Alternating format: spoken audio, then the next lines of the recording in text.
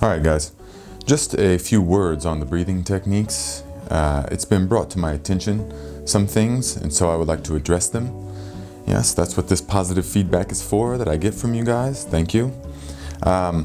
Yes, so I understand completely that I tend to do things very intensely, very extreme. Anything, it doesn't matter what it is, I just tend to do it to the maximum extreme.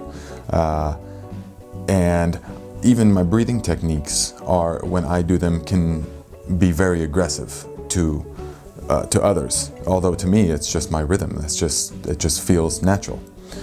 That being said, it is absolutely acceptable and, of course, desirable that you find your own rhythm in this, okay?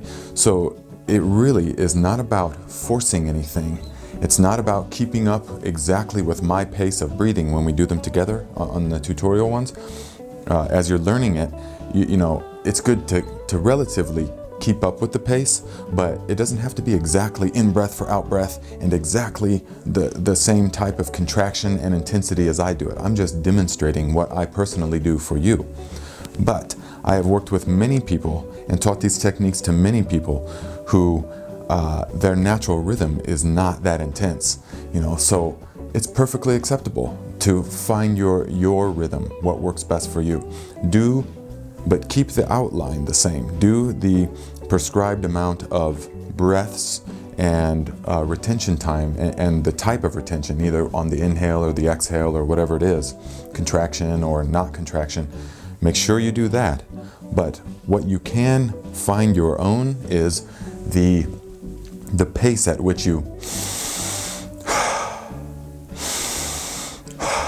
some people can go really fast. Some people go really slow.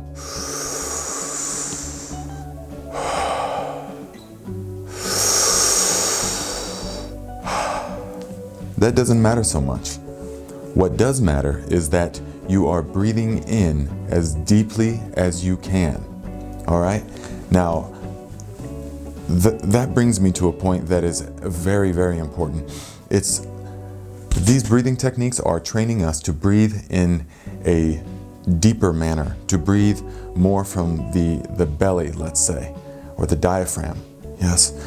So that, without getting into it all right here, a very simple rundown, yes, is that most of the time people, they breathe from their chest only. The people that are unaware or that are untrained in belly breathing, we call it, they will breathe high. Here, you see how just my lungs are, and that's actually quite shallow. You'll see that from 100% lung capacity, we're actually only breathing from about the middle 20%. And that does not saturate our blood with oxygen. That does not provide, that's not what we're after, especially during these breathing exercises. We need to exchange all the gas that's in every nook and cranny of the lungs, okay? So to do that, envision breathing, your breath starting in the stomach, okay? It's a belly, and then chest, and then head, yes? So,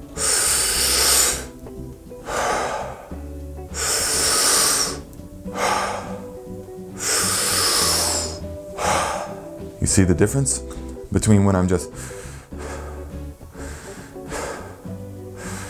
that's very shallow, and that's not going to get us where we want to be, all right? We need to super oxygenate the blood. Here.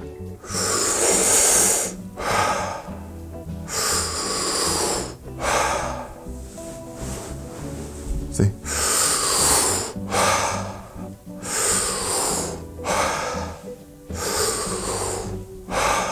And find the rhythm, yes?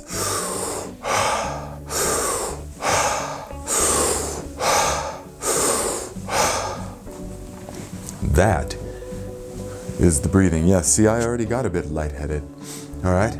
And that's perfectly acceptable and normal. What that is doing is that there's a natural balance of oxygen, air to CO2 that our body maintains through its breathing process.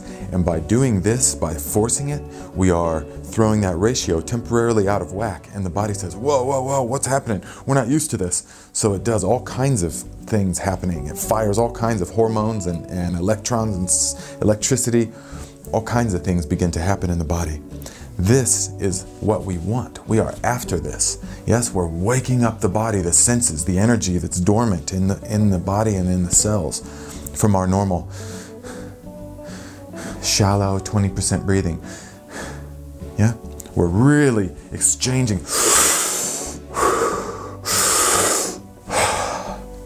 Yes, and that will make us dizzy. Yeah, it's okay. It's perfectly safe. The body has natural built-in safety stops. All right, it will not let you throw the balance out of whack, or it will not let you do anything that is actually harmful to it. No harm can come from you from doing this. All right, and if you don't believe me, you can look it all up on the internet and stuff. But it's true from firsthand experience, years of scuba diving, and of this breath work and working with countless others in the breath work. Yes. Nothing bad can happen to you. The only thing that could happen is that you temporarily might pass out, might faint a little bit. And that's your body simply taking back the reins, saying, okay, whatever's happening, we're taking back control to prevent any type of damage happening. So we're going to take control. Good night. And you pass out. You know, and for that reason, definitely at the beginning, it's very helpful to lay down when you do it. To lay down in a comfortable position, and you won't feel that dizziness at all then. That only comes from trying to maintain your balance. So lay down gently, do the breathing from the belly, fill up the stomach first, then the chest, all right? And then just simply release it.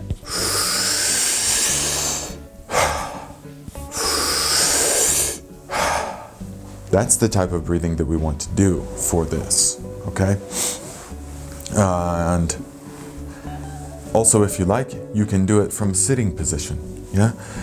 Maintain a stable position. Make sure that there's nothing sharp, no sharp kitchen knives laying around you or anything, roofing nails or anything laying around you that you could hurt yourself on. And you can do it sitting like this. Although you will feel the dizziness. It's okay, some people like it, I like it. So it's not really important all of the specifics of exactly the breath counts or amounts or the retention times or the contractions.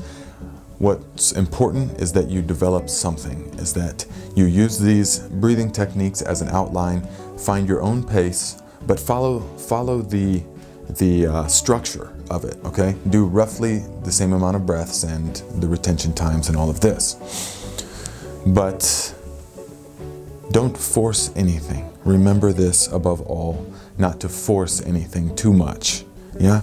You can make them as intense as you like or as light as you like, although you will get more benefit quicker from the higher intensity ones. So tailor it to your specific needs and be patient and gentle with yourself, yes? You don't want to force anything too much, otherwise the body will throw up blockage mechanisms to keep you from making progress because it says, whoa, we don't like this if you're forcing it too much.